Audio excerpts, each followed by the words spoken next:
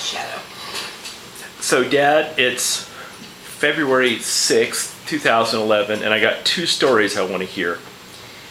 The first one involves you before you moved to Overhill Road and you purchasing an entire quantity of ice cream. And first I want to hear what was your address? Do you remember it? 1927, Wellington Avenue. And your Overhill Road was 1926. I hadn't even noticed that coincidence. It's possible, just barely possible. I could be wrong on my first statement. But it was Weddington Avenue. Weddington Avenue. House still standing? Last I drove by, it was. Nell went to visit them, maybe 20 years ago, and they welcomed her in, and it seemed to have been turned into a men's club. And she wasn't allowed upstairs. Okay. Okay. You'll have to get Nell to give you the straight story on that. Sorry, video equipment adjustment. Okay, so tell us about the ice cream. The ice cream was very straightforward. There wasn't much story to it. Back in those days, what would that be, 1938, 39, I reckon. We didn't have a freezer or even a freezer compartment. We had a little ice cube section in the refrigerator, which couldn't keep ice cream overnight there. So the only way we got ice cream is when Daddy brought it home on his way home from the office. If I remember correctly, he would ride the trolley out to the end of the line, and then it was about 2.5 blocks to our house. And he would bring home a pint for a special treat, and the four of us at the time, before Harry was born, would share a pint of ice cream. Well, I just loved that ice cream, but I never seemed to get enough. When I got old enough to ride my bicycle a little further out into the environs, I had a brilliant idea one day. I saved up my money and rode over to a drugstore where they wouldn't be chatting with my mother, and I bought a pint of ice cream and I ate it on the spot. That's the most thrilling culinary experience I think I had in my entire childhood. What flavor? It was chocolate, of course. Ate the whole pint and loved every bite. I ate the whole pint, didn't even get sick. I don't know if you heard about the story of ice cream sodas at Walker's drugstore next to the public library. I don't think I have. Well, they made the best chocolate ice cream sodas that you ever encountered, and it cost 10 cents a piece. And I was bragging at the library, where I had a job as a page, to one of my librarian friends that I could eat more chocolate ice cream sodas than anybody in the world, probably. And she said, "Oh, I bet you couldn't drink more than 3. And I said, "You pay for them?" She said, "Sure." So we went down to Walker's, and I did pretty well on the first 2. By the time the third one came around, I wasn't about to admit defeat, but I tell you, I was one sick kid walking back up to the library. And I think she was enjoying every minute of it. And how old were you when that happened? I had to be 14 before I could get a license to work if I remember the rules. So that would have been 44, 45. 44. So would you have said that in 44, I mean, that was during the war, was life largely normal? No, there were certain restrictions on us, and of course I had a new responsibility. I was fire watcher in our neighborhood, and I would go out and walk the streets during blackout and report all the fires I saw. I didn't see any during that war. I was also a spaceship commander in Buck Rogers Rocket Rangers about the same time. But there was time to do both of those jobs. I acquired that position by saving enough of the right cereal box tops and passing various tests along the way.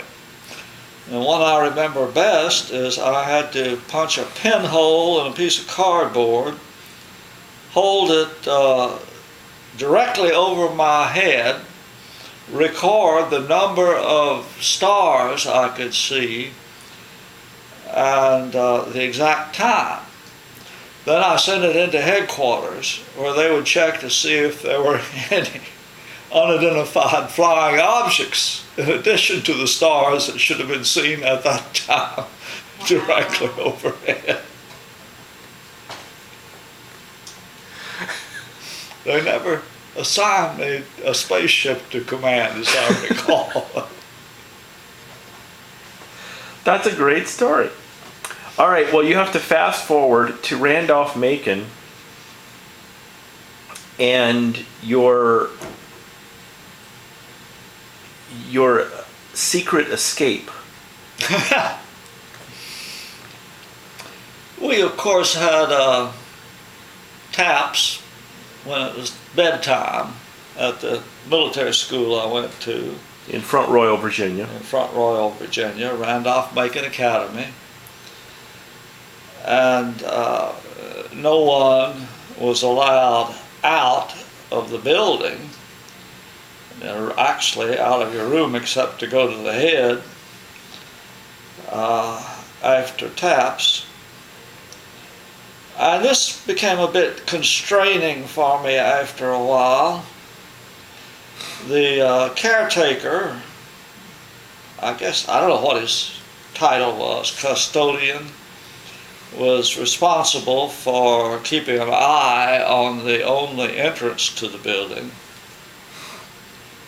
That seems like it'd be a violation of the fire code, but maybe they had alarms on the others. I don't remember.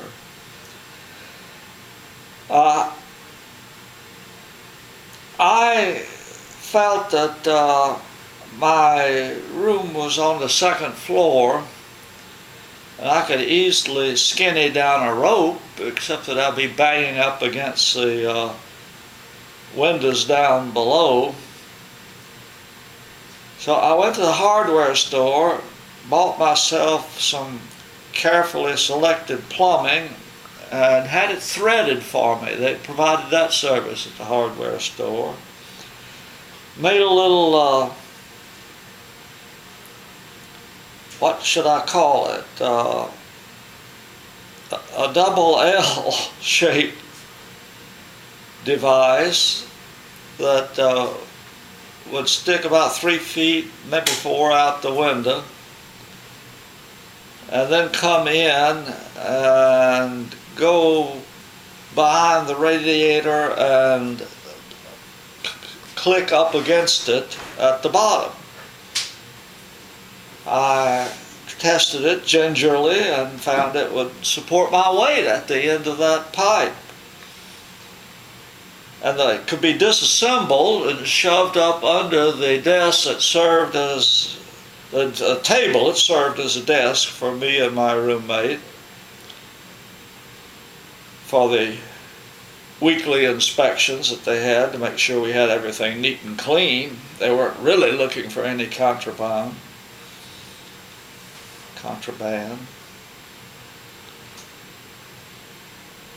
Well, tied a rope on the end of my pipe and went down, and it worked just fine. No problem at all. Then came the question of how to get back in.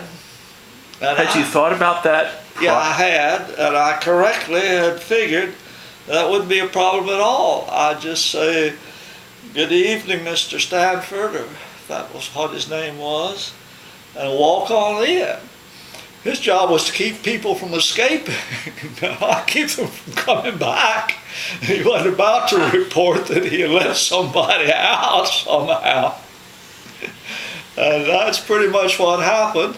What did I do while I was out? I didn't do anything. I wandered around in a section of town where we really weren't supposed to go, and then got tired of that. But you were just real proud of yourself for the fact that you were out. Pretty proud. Pretty proud. So one more Randolph-Macon story, and I'll let you go. You woke up one morning and couldn't move. That's not a story. That's a medical situation. I woke up one morning and I was wide awake, but couldn't move. And I thought I was dead. That must be what it's like to be dead. But pretty soon my roommate came down from the upper bunk and spoke to me, and I snapped out of it and could move just fine.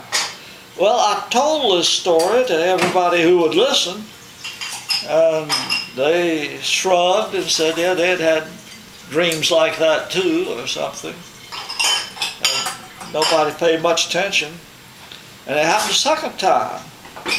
How long did it last? Well, I don't know. I have the impression it lasted for more than 3 minutes. I think it was long enough to have some thoughts of being dead, that kind of thing. It wasn't just an instantaneous thing.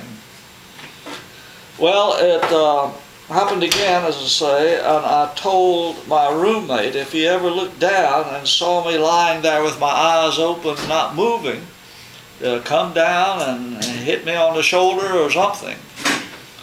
And it never happened again. Many years later, not that many, at the University of California, I began to have some problems staying awake in class. I went to the doctors. Finally, I tried sleeping more at night. It didn't make any difference. I tried sleeping less at night. Didn't make any difference. But I went to the doctor and told him about my sleepiness. And he said, "It's not your problem, son. That's the professor's problem." So that was the end of that. I found with my own experimentation that if I would go out on the sun deck of the gym and take a nap in the sun after lunch every day, I could make it through the day. And I got through the university that way. Came down to a job in Washington a few years later, and one day, sitting at my desk talking to my boss, I went to sleep. And I realized that this wasn't going to be something that could continue. So I went to my doctor in the health maintenance organization and told him I thought I had a problem, and he said, "It doesn't sound to me like you have a medical problem, but I'll send you over to the neurologist." First question that neurologist asked me is, "Have you ever awakened in the morning and not been able to move?" And I said, Funny yeah. you should ask. It happened to me twice when I was a teenager. He said, "You've got narcolepsy." Just like that. Answering that one question, he had the diagnosis. And he gave me an appropriate stimulant that worked for most of the rest of my career. until the blood pressure suggested I should quit taking that stimulant, and we switched to naps after lunch. Worked that out with the bosses, no problem at all, and worked it out with the nurses down below, and I went down to a real bed every day after lunch. Came in early in the morning, left late at night, and lived happily ever after. You didn't tell about dropping Lee one time when you were sitting in the rocking chair and went to sleep. No, didn't tell about that. Did you drop me when you fell asleep with me? Yeah. I didn't realize I went to sleep, Peggy. Well, you wouldn't have purposely dropped him. No, I didn't purposely drop him. I think I was entertaining him by rocking bigger and bigger. He probably was egging me on. And the chair went over backwards, didn't it? I don't remember that. I think you went to sleep. I think that I rocked so big, obviously I wouldn't be asleep, the chair went over backwards. And I threw Lee for the neighbor to catch, didn't I? Something like that. Didn't want Lee to take that fall. I don't remember it. But it's funny you should say that, because we have Lisa right here. And speaking of dropping babies, go ahead and tell us. It was just poor John that suffered. I didn't drop David, but I'd be so tired with John, I'd rock him at night in the middle of the night, and I'd fall asleep and he'd fall on the floor. Happened many times, and I hope today that's what's wrong with John. And what woke you up was the thunk of John hitting the floor. Exactly. Well, when we brought Evan home from the hospital, we were living in Twinbrook, and Lee had been sleeping in the crib, and we had them in the same room, so we put the new bed that we got for Lee at right angles to the crib, and we put Evan over in the crib and put Lee in the bed. And I came in one morning, and Lee had taken Evan out of the crib and put him on the bed, and he had climbed into the crib. Fortunately, Evan wasn't big enough old enough to roll off the bed. So we changed the sleeping arrangements at that point. I don't remember what we did, but we got it so that Lee couldn't throw Evan out of the bed.